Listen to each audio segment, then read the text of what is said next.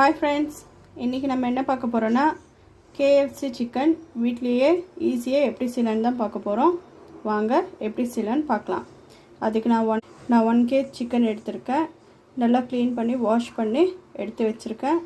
இந்த சிக்கனை இப்போ நம்ம இந்த மாதிரி பாருங்கள், ஃபோக் இருந்துச்சுன்னா வீட்டில் எடுத்துக்கோங்க.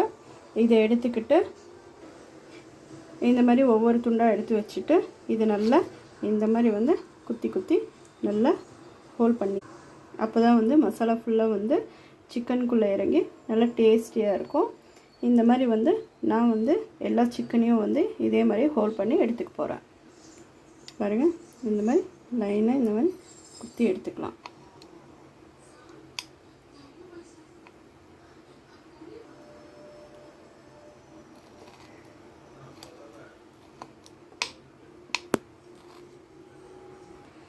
பாருங்கள், சிக்கன் ஃபுல்லாக நல்லா நடுவில் ஹோல் பண்ணி இந்த மாதிரி பாருங்கள் எப்படி ஹோல் பண்ணி வச்சுருக்கேன் அப்படின்னு சொல்லிட்டு நல்லா ஹோல் பண்ணி எடுத்து வச்சுக்கிட்டோம்.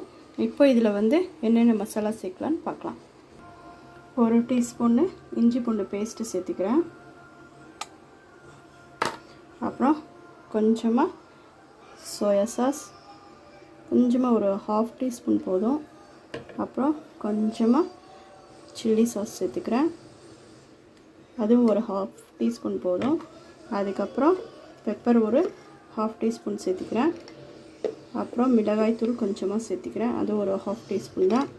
அதுக்கப்புறம் நான் சில்லி சிக்கன் மசாலா கொஞ்சமாக, அது ஒரு டீஸ்பூன் அளவுக்கு சேர்த்துக்கிட்டேன். அப்புறம் ஒரு எலுமிச்சம்பழம், இதை நல்லா புழிஞ்சு இதில் சேர்த்துக்கலாம்.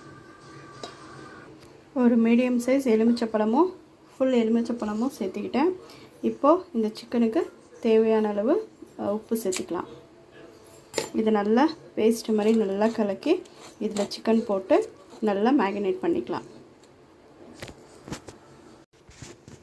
மசாலாவில் நல்லா சிக்கன் நல்லா மேரினேட் பண்ணியாச்சு. இதில் நம்ம கொஞ்சமாக ஒரு 1.5 டீஸ்பூன் அளவுக்கு கார்ன்ஃப்ளவர் சேர்த்துக்க போகிறேன். பாருங்க, ஒரு 1.5 டீஸ்பூன் அளவுக்கு போதும். இதில் இதையும் நல்லா கலந்து விட்டுட்டு இதில் நம்ம ஒரு முட்டையை உடச்சி ஊற்றி அதையும் நல்லா கலந்து விட்டுக்கலாம்.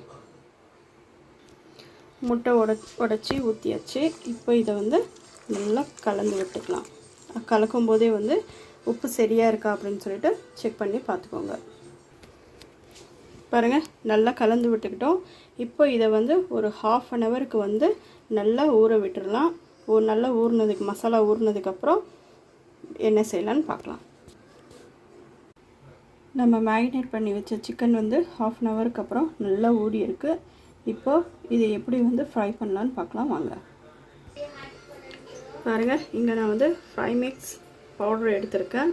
இதில் அந்த சிக்கன் மேரினேட் பண்ணி வச்சுருக்க சிக்கனை எடுத்து இதில் நல்லா கோட்டிங் கொடுத்து ஃப்ரை பண்ணிக்க போகிறோம்.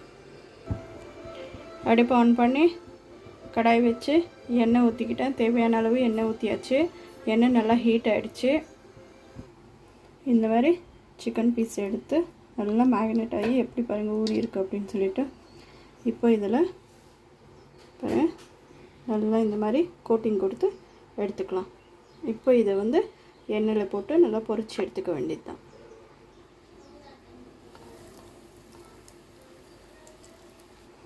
இதே மாதிரியே எல்லா சிக்கனையும் இந்த மாதிரி பாருங்கள் எடுத்து இந்த பவுடரில் நல்லா கோட்டிங் கொடுத்து அப்புறம் எண்ணெயில் போட்டு பொரிச்சிக்க வேண்டியது தான்.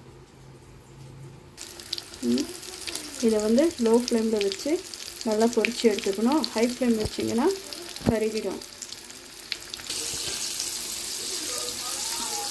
பாருங்கள், நம்மளோட சிக்கன் நல்லா பொரிஞ்சிட்ருக்கு.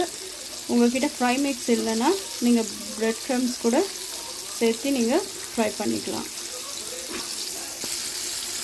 இதை மெதுவாக அப்படியே திருப்பி விட்டுக்கலாம்.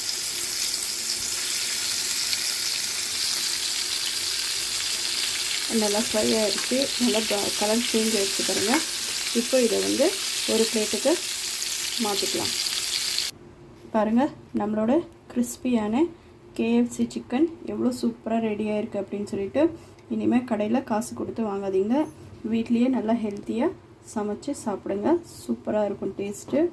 பாருங்கள், இதை வந்து கெச்சப்பில் தொட்டுக்கிட்டு சாப்பிட்டிங்கன்னா டேஸ்ட் அட்டகாசமாக இருக்கும். நீங்களும் இதை வீட்டில் கண்டிப்பாக ட்ரை பண்ணி பார்த்துட்டு எப்படி இருந்தது டேஸ்ட் அப்படின்னு சொல்லிட்டு மறக்காமல் கமெண்ட் பண்ணுங்கள். லைக் அண்ட் சப்ஸ்கிரைப் பண்ணுங்கள். தேங்க்யூ.